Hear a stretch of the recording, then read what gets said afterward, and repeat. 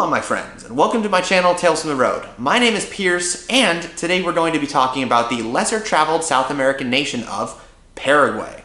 This is a really unique country with a lot going on. So today I'm going to tell you everything you need to know before you go, so you can have a memorable time in a country most people don't get to visit. Come along.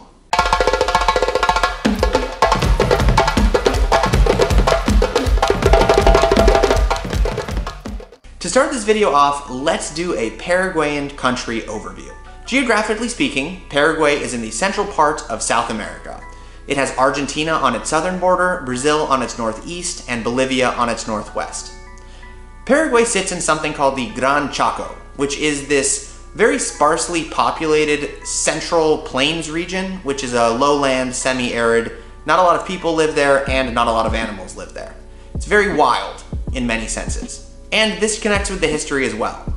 The best way to access Paraguay is by river, which means not a lot of people moved in there and not a lot of native and indigenous tribes were really occupying this land. Paraguay is also completely landlocked, although it has one of the biggest navies in South America. Strange, right? Looking at the history now, we can point out to some very important historical times for Paraguay. There were, of course, first the pre-Columbian indigenous times, in which various indigenous peoples occupied this Gran Chaco region. The most important for our modern Paraguayan state are the Guarani, who are the largest indigenous ethnic group that you'll find in the country today. In the mid-1500s, the Spanish Empire came and took over most of South America, as we know, and Paraguay was included within this. Paraguay, however, was not really written into the most important places in South America, as it was very hard to get to, very rugged, and there wasn't a lot of human capital, like people to use to build things, as well as natural resources like Bolivia and Chile and Argentina and other places. This meant that Paraguay was really populated by Christian missionaries and the people who really wanted to settle, to farm, to be gauchos or like cowboys. So it was really like a rugged place to kind of move to, and that landscape kind of turned Paraguay into what it is today.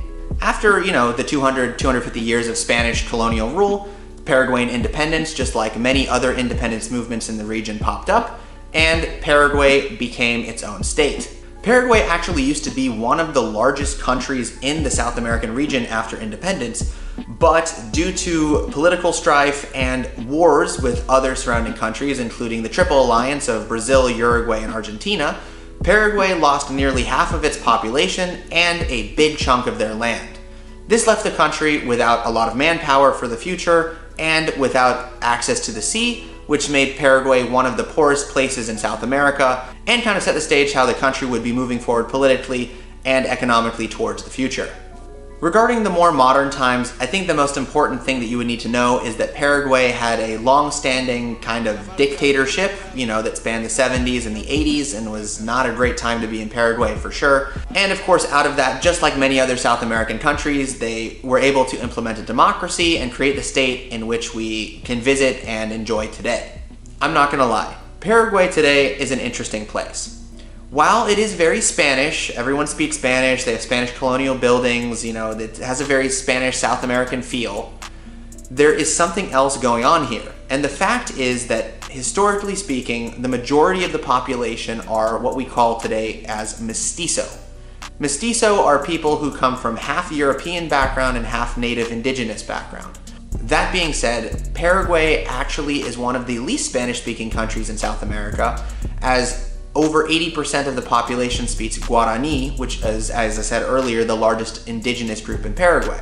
This means that the country is really connected to its indigenous history, and most people in Paraguay aren't speaking Spanish on a daily basis, but they're speaking something called Yopara, which is a kind of like a mixed language between Spanish and Guarani that most people understand, that other foreigners certainly can't. With such a varied history and with so many hands kind of going into the pot in this very mixed country, it's a perfect place to explore because it's authentic and uniquely itself. And you can be one of the first tourists to kind of like get in there at the ground level and discover a place that most people just don't have the opportunity to visit. So now that you know a little bit about Paraguay's past, what they're about, what their history was, and who they are, let's talk about the things you need to know, the practical information to make sure that you have an awesome trip in this very unknown country. Before we get to more information on this exotic destination, I do want to let you guys know that I am on Patreon. If you'd like to support the channel, it would really help me out. But if not, I will of course settle for a like and a subscribe. Alright, let's talk about Paraguay. First off, let's get into the top 5 things you need to do on your time in Paraguay. Number 1, and probably the most obvious thing you'll do in Paraguay, is visit its capital city, Asuncion. Asuncion is a vibrant city of about 1 million people, and it has a lot going for it. It has a beautiful old town, it has really nice authentic restaurants, it has a really interesting vibe and sits on a beautiful river called the Paraguay. This is a place where you can really get in touch with the culture, really understand what's going on in Paraguay, and kind of go explore its past and history through its museums, through its restaurants, and through its people. Number 2, and maybe the majority of the reason people go to Paraguay in the first place, is to go to the beautiful Iguazu Falls. Iguazu Falls are one of the largest waterfalls in the entire planet. It actually sits on the triple border between Argentina, Brazil, and Paraguay. You can actually go to all 3 countries in the same day if you really wanted to, and it's just fantastic. Number 3 is you can rent a car or take a bus and go into the Chaco, the place that I was explaining earlier, this lowland, and really explore the sort of rural culture that is Paraguay. I'm not gonna lie, there isn't a lot to do in the Chaco, but there are a few cool day trips that you can do, a few cool old Spanish cities, and most notably, really nice national parks that you can visit. Number 4 is you can take about a 4-hour car ride or bus ride from Asuncion and visit the Mission of the Holy Trinity, which is this old Jesuit missionary site near the city of Encarnacion in the southeastern part of the country. These are really beautiful ruins that speak to the sort of missionary vibe of the early Spanish settler times. It really explains the history of Paraguay and the crazy people that went there initially. Number 5 would be to try some local Paraguayan food in a local Paraguayan restaurant or cafe. I'm going to talk about this more in the food section, but Paraguayan food really is the living narrative of a culture of immigrants that really define modern Paraguay today. You'll see influences from German food, from Spanish food, from Italian food, from Guarani food, all in the same table, and that makes for something really interesting. So let's talk about Paraguayan money. The Paraguayans use the currency called the Guarani, which is of course named after the Guarani indigenous people. And right now it stands that 7,300 Guaranis is equal to about $1 US. So realistically, Paraguay is a very affordable country for foreigners. I can give you some examples. I was staying in a 1-bedroom apartment for about 15 days, and it would have come out to around $500 a month in the best and most safe part of the city. If you're looking at eating out or doing something simple like that, you can have lunch for maybe $3, $4. You can go out for drinks for about the same price. In general, it's a very cheap country by Western standards. That means the bang for your buck in this country is pretty good. Visas. If you're an American traveling to Paraguay, you get 30 days, but be aware that it is different because most South American countries you do get 90 days. You can of course easily go over the land borders from any of the various countries that border it. Many people go to Paraguay via the Iguazu Falls in the east. You can also arrive to Paraguay via the Asuncion airport, which is a very easy process because it's a very small city with a very small airport, and the customs, for example, getting into the country, stamping your passport, everything was very, very fast. Be aware that people in Paraguay don't often speak English, and so if you're arriving via the airport, be prepared to answer questions about why you're there, and also have a returning flight out of Paraguay because they did ask me how long I was staying, where I was staying, and when I was leaving. Something helpful also is that I was reading in Paraguay that you needed a yellow fever vaccine to enter the country. I didn't have one, they didn't ask me about it, it was never required, and I left directly from there. Some countries in South America really do require you to have this, so it's always best to have it before you go to South America in general. It seems like maybe Paraguay was too preoccupied with the COVID crisis when I was there, so I would say get that checked and don't take it just from me. It might be different from person to person. Transportation. I found the transportation in Asuncion to be pretty simple. They have Uber, which is huge, and the Uber was very fair price and it was really easy to use. The city of Asuncion is not the most walkable city. as you probably wouldn't be staying in the city center because the city center at night is kind of dangerous. So you'd probably be staying in one of the nicer suburbs, like the one that I stayed in, which is, I believe, is called Villa Mora. Very, very nice area. The city is pretty small, pretty walkable, but you definitely would need to use a taxi if you wanted to go to the city center from any of the places that tourists normally stay. Paraguay also has intercity buses that run quite often, pretty easy to use.